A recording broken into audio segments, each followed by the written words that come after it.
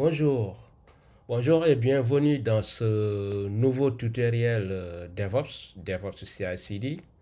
Un tutoriel qui sera sous forme de playlist et où nous allons voir comment implémenter un pipeline CI/CD pour déployer une application Java sur différents environnements. Donc un environnement dev, staging et prod.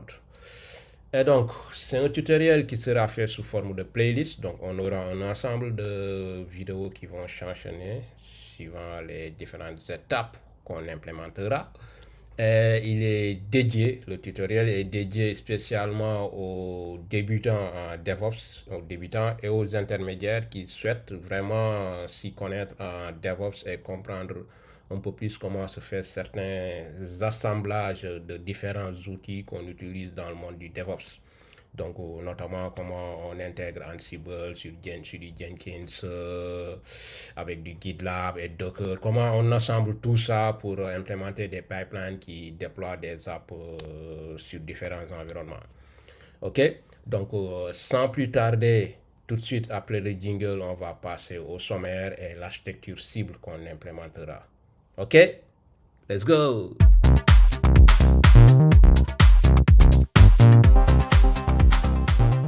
Et donc, nous voilà à la présentation de ce que nous ferons dans ce tutoriel.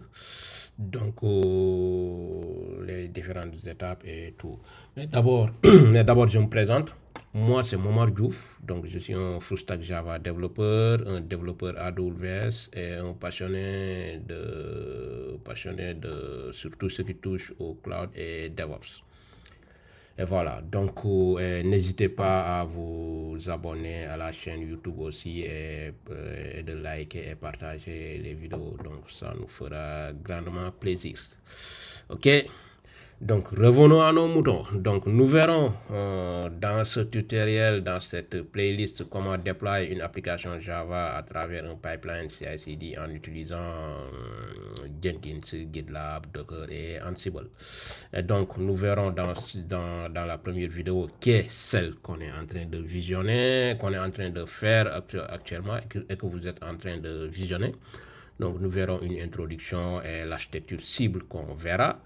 Ensuite, dans une seconde vidéo, on va passer à la création des machines qu'on utilisera. Donc, on va utiliser Vagrant pour déployer sur des machines Linux CentOS 9 Stream.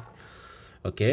Ensuite, dans une troisième vidéo, on va passer à l'installation de Jenkins Java sur le serveur de Jenkins. Ensuite, passer à l'installation du serveur GitLab avec GitLab dedans. Et ensuite, passer à l'installation et la configuration du serveur de dev où nous allons juste installer Docker. OK, ensuite on va passer à la création de notre première Jenkins file qui sera vide pour juste débuter, pour juste pouler le code et voilà et voir qu'est-ce que ça donne. Et ensuite on va présenter l'application qu'on aura à déployer qui sera une app Java 17 avec du Spring Boot 3.2. OK, donc ensuite on va passer on va pousser les sources de cette application sur GitLab. Donc, on va créer les utilisateurs qui sur GitLab et créer les access tokens et tout et pousser les sources dedans. Ensuite, on verra comment on automatise le build de l'application avec Maven. Donc là, ça sera une application avec Maven qui sera buildée avec Maven. Donc ça ne sera pas du Gradle, mais avec du Maven. Mais c'est la même chose. OK? Donc ensuite, on verra dans une 10e vidéo comment on automatise les tests, toujours dans le pipeline, donc dans les Jenkins files et les scripts qu'on aura à écrire pour ça. OK, ensuite, comment on automatise la création de l'image Docker qui sera déployée. À noter que ici, l'application sera packagée dans une image Docker et c'est cette image Docker qu'on va déployer dans les différents environnements. Ok, ensuite on verra comment on push les scripts qu'on fera pour pousser l'image Docker qui sera créée dans le Docker Registry. Registry.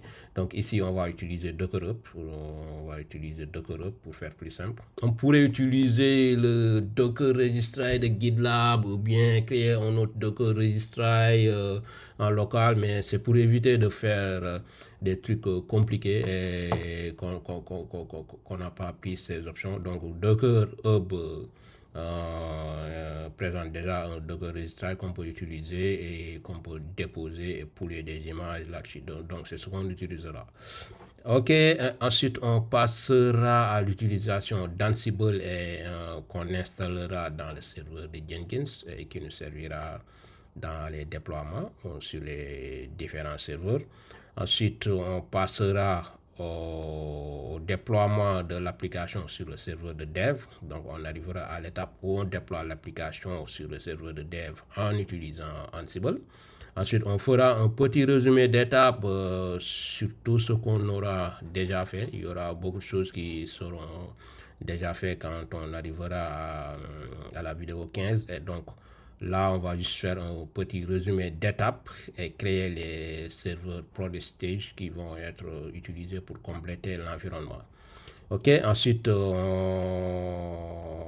créera dans une 16e vidéo un pipeline paramétré qui nous permettra, qui sera ici un job pipeline, mais paramétré et qui va nous permettre de sélectionner la branche Git qu'on veut déployer et de sélectionner aussi l'environnement sur lequel on veut le déployer et toujours à travers Jenkins, cliquez simplement après avoir sélectionné la branche et l'environnement, cliquez sur le bouton build qui va enclencher le déploiement de l'application sur l'environnement qu'on a choisi. Ok, et en dernier lieu, on fera une petite conclusion et perspective, donc puisqu'on pourrait aller et tout ça, donc un petit résumé global de tout ce qui a été fait. Ok, donc on va voir l'architecture. L'architecture, il est assez simple. Donc on partira des sources des développeurs qui vont coder leur application là. Ensuite, ils le poussent sur GitLab. Ensuite, à travers un Jenkins file qui sera dans l'application, Jenkins va pouler les codes depuis GitLab. Ensuite, à travers le Jenkins file et les scripts qu'on fera, il va créer l'image Docker de l'application, le packager et le pousser sur le Docker Registry. Ok. Après ça, on utilise Ansible qui va se connecter sur les différents serveurs dev, staging. Bon, là, c'est une erreur. Oui, c'est staging et prod. Donc, il va se connecter sur les différents serveurs et en fonction de notre job paramétré, en fonction de l'environnement qu'on sélectionnera, le job va déployer sur l'environnement cible qu'on a sélectionné dans notre job paramétré. Ok, donc ça c'est l'architecture cible, il est assez simple et c'est ce qu'on aura à implémenter durant cette playlist. Ok, donc sans plus tarder, on va passer à la seconde vidéo où on installera on va installer les différentes machines. On va passer à la création des différentes machines qu'on utilisera dans le tuto. Donc toujours on va utiliser Vagrant pour démarrer plus rapidement des machines virtuelles en local. Ok, donc let's go et au prochain épisode. Merci.